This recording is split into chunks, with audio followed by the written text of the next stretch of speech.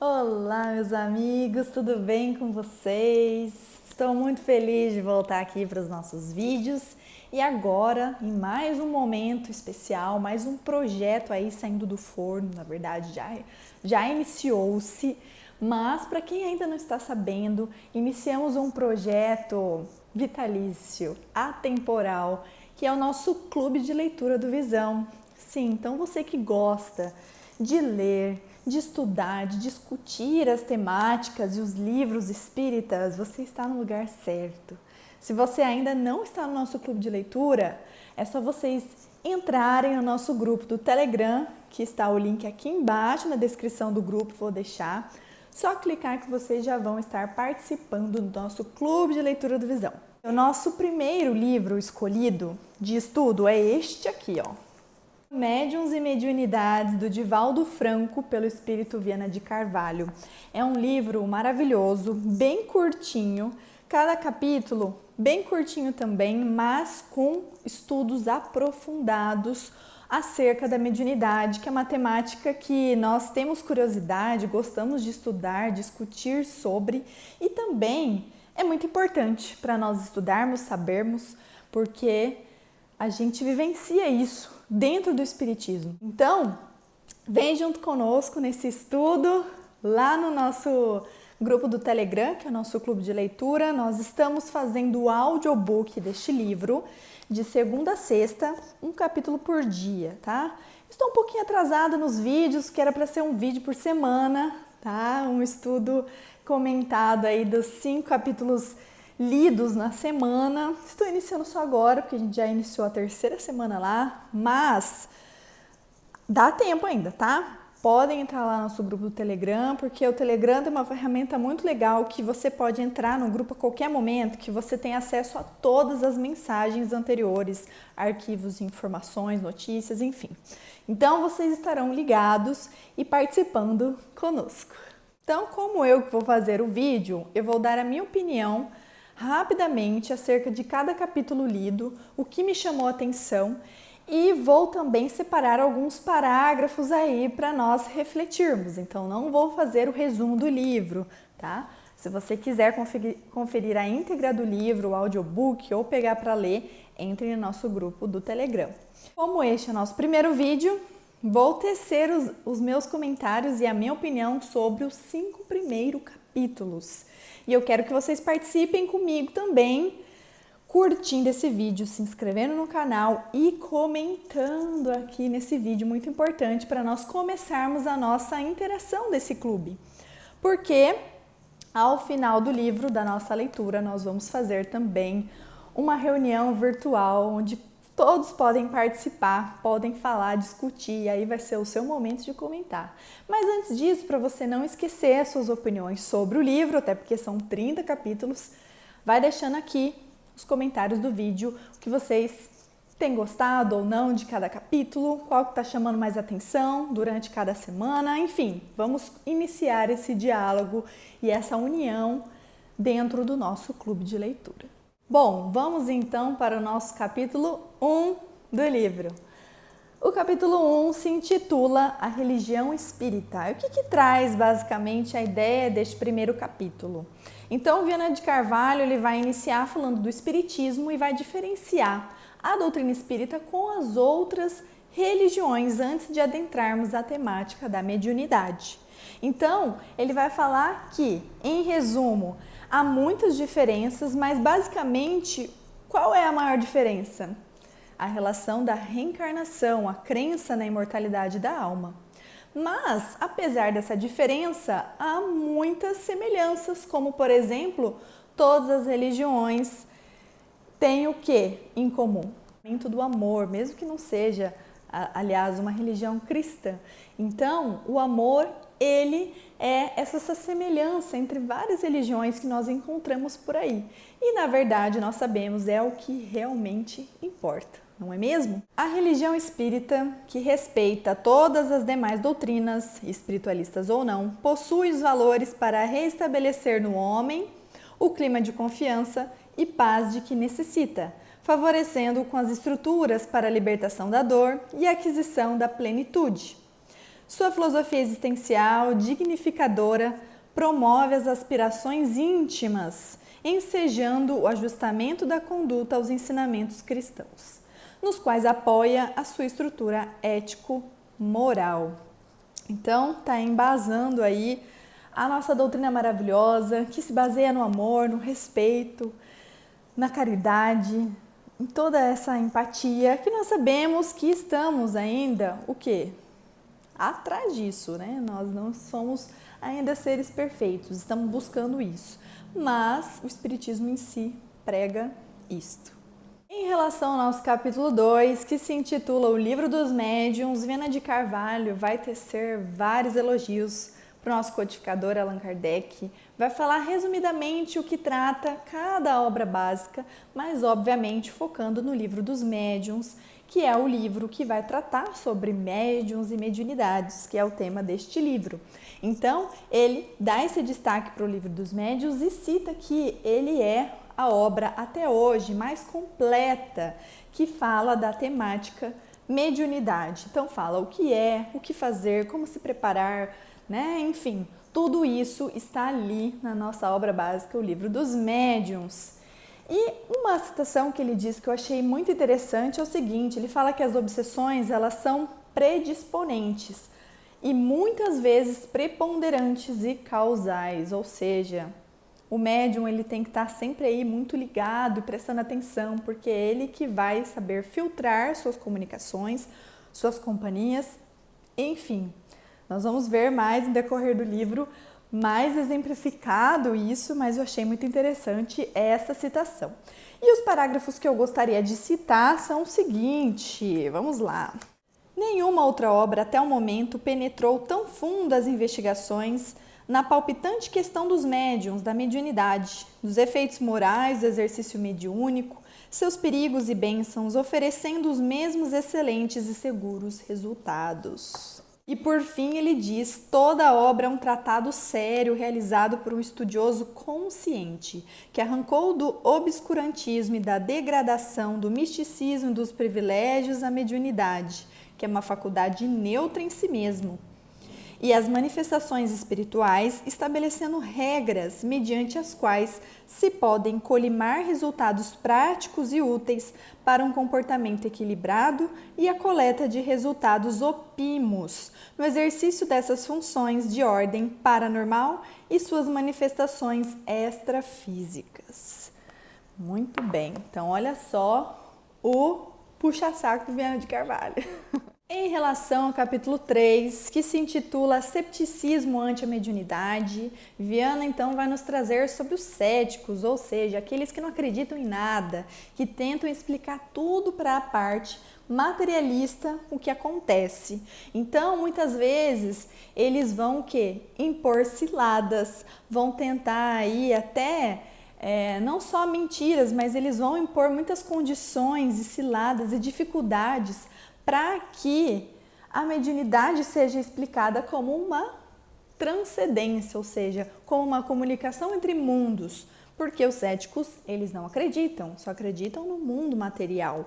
E aí, como que eles vão explicar o que acontece? Essa mediunidade, que eles não chamam de mediunidade, chamam de outros nomes, eles vão falar então que são coisas do organismo, como telepatia, memória genética, buscas do inconsciente que a psicologia pode nos explicar.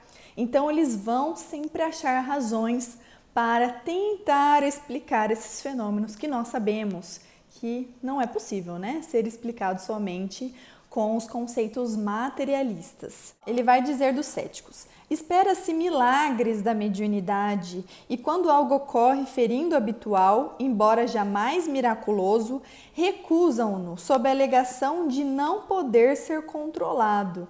Então eles tentam explicar de mil maneiras, mas mesmo assim não conseguem encontrar uma razão. O que eles fazem? Então é um milagre. É um milagre que aconteceu, que ninguém sabe explicar e é isso.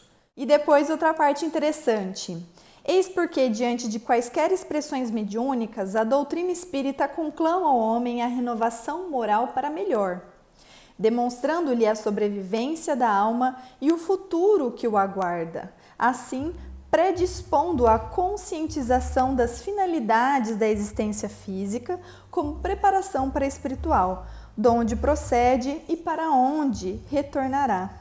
Então, mais uma vez, vai puxar a sardinha para o Espiritismo e explicar que a doutrina espírita, ela nos traz que o nosso objetivo é nos melhorarmos, transformarmos a nossa moral para progredirmos, porque somos seres imortais, somos espíritos e nosso objetivo é esse, a evolução de todos nós. Por isso que a gente também deve se ajudar, se respeitar e se amar.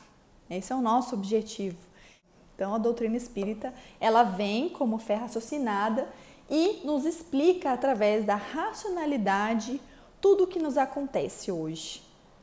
Lei de causa e efeito, nosso planejamento reencarnatório, por que temos essa disposição orgânica que é a mediunidade, para que ela serve, e enfim, tudo isso.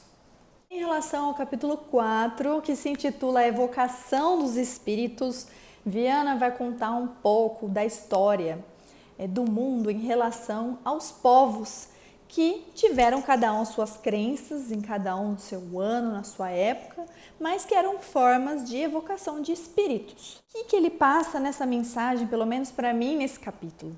Que nós podemos sim, em muitos momentos até devemos evocar os espíritos, mas a mediunidade saudável, ela acontece como? De forma natural.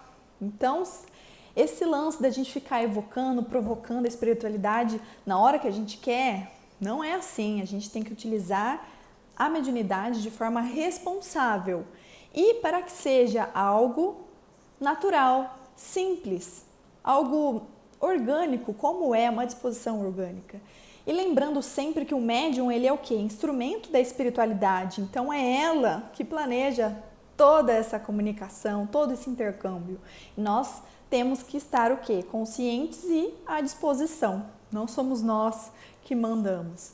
É lógico que nós vamos mandar o quê? No nosso corpo, no nosso horário. Nós temos o nosso livre-arbítrio. Então, nós não vamos receber espíritos a qualquer momento do dia, em qualquer lugar. Lógico que não, nós temos a nossa responsabilidade. Mas lembrando sempre que a evocação dos espíritos tem vezes que é necessária e muitas vezes não, porque é tudo organizadinho lá na espiritualidade que está sob o comando de tudo. E aí os parágrafos que eu gostaria de destacar são o seguinte: primeiro falando de Jesus, né? Esse intercâmbio reiniciou-se com Jesus, cujo advento foi anunciado pelos espíritos nobres e a vida toda assinalada pela incessante comunicação com os desencarnados, prosseguindo ele próprio após a morte inúmeras vezes e culminando no inesquecível aparecimento ao jovem Saulo, a quem convocou às portas de Damasco para o ministério inigualável. Então, depois de falar dessa época, dessa história de vários povos que já evocavam espíritos, falou que isso se reiniciou com Jesus, né? Toda a sua trajetória aqui na Terra, depois da sua morte do corpo e do seu retorno como espírito também, tudo que isso trouxe para a população da época e para nós até hoje, né? Tudo isso dentro da história de Jesus, ele veio e reiniciou essas ideias e técnicas de evocação dos espíritos. Outro parágrafo interessante vai falar sobre Allan Kardec. Allan Kardec, no entanto, sob o comando do Espírito de Verdade, que lhe supervisionava a missão, evocou as entidades espirituais mais diferentes, com elas mantendo notáveis diálogos, graças aos quais elaborou a codificação espírita. Então, Allan Kardec é um super exemplo da evocação dos espíritos, porque através das suas cartas, das suas perguntas, iniciando-se ali com a obra do Livro dos Espíritos, ele estava, na verdade, evocando os espíritos para que eles respondessem as perguntas dele. E assim aconteceu com as outras obras básicas também. Então, ele evocou, fez essa atividade. E, por fim, um último parágrafo que eu gostaria de citar aqui é o seguinte: ideal é que nas experiências mediúnicas se aguardem as manifestações espontâneas, mais naturais, não constritoras, aprendendo-se as técnicas de identificação, bem como assenhorando-se dos delicados processos de comunhão espiritual, pondo-se a salvo de ciladas e obsessões evitáveis que a imprudência e a precipitação normalmente propiciam.